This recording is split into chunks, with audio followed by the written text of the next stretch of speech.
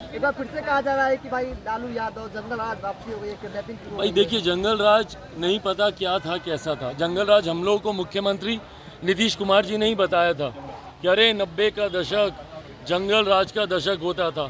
पिछले विधानसभा के चुनाव में कैसे घूम घूम कर बताते थे कि जाओ जाकर पूछो अपने बाप दादा से 15 साल पहले का बिहार कैसा था।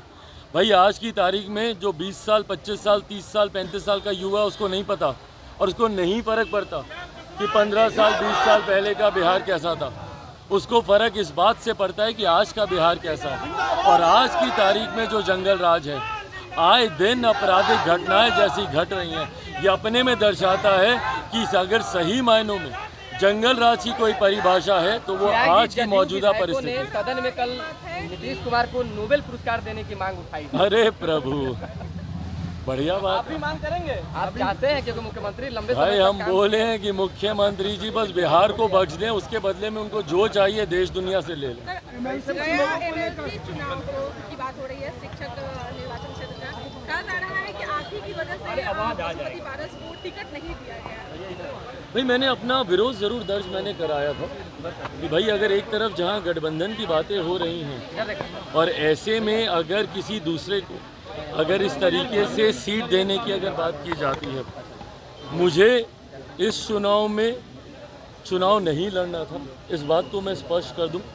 मात्र एक सीट को लेकर मैंने पहले भी कहा है कि एनडीए से गठबंधन की चर्चाएं चल रही हैं, पर जब तक तमाम बातें क्लियर नहीं हो जाती, Bihar first Bihari first vision document को लेकर हो, लोकसभा की सीटों को लेकर हो, विधानसभा की सीटों को लेकर हो, तब तक किसी भी तरीके की गठबंधन की घोषणा करने का मतलब नहीं।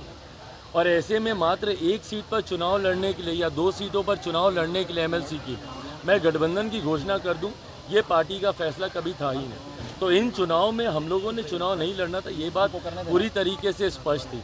बट हाँ, जिन लोगों ने पार्टी को धोखा दिया है, उन लोगों को गठबंधन में रखकर उन लोगों को चुनाव लड़ाकर गठबंधन की बातें आगे बढ़े, ये भी संभव नहीं तेजस्वी यादव को लगातार समन भेजा जा रहा है, लेकिन वो तेजस्वी यादव को लगातार समन भेजा जा रहा है, लेकिन वो हाजिर नहीं हो रहा है।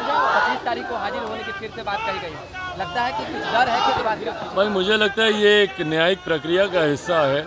मैं बार बार इस बात को मानता हूँ कि अगर आपके पास आपने कुछ गलत नहीं किया तो आपके पास डरने के लिए या कुछ छुपाने की कोई वजह नहीं होगी। न्यायिक प्रक्रिया है, अगर आप सही हैं तो उतनी ईमानदारी से आप बाहर भी आएंगे। आरजेडी पूछ रही है कि आप समर्थन में हैं और आपकी वजह से अब गिरा दोगे आराम से।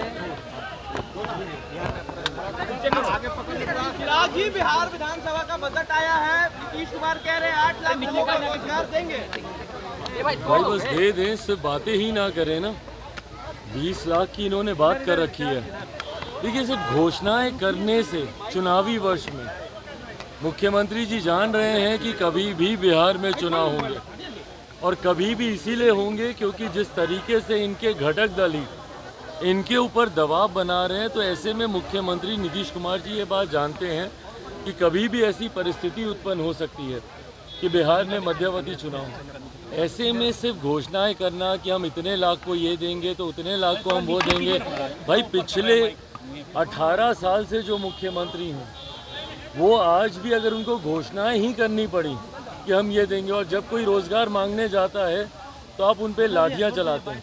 भाई हम लोग तो स्वागत करेंगे अगर आप सही में जो बातें आप कह रहे हैं, अगर आप उन बातों को पूरा कर दें तो हम लोगों से ज़्यादा खुशी और किसी को नहीं होगी।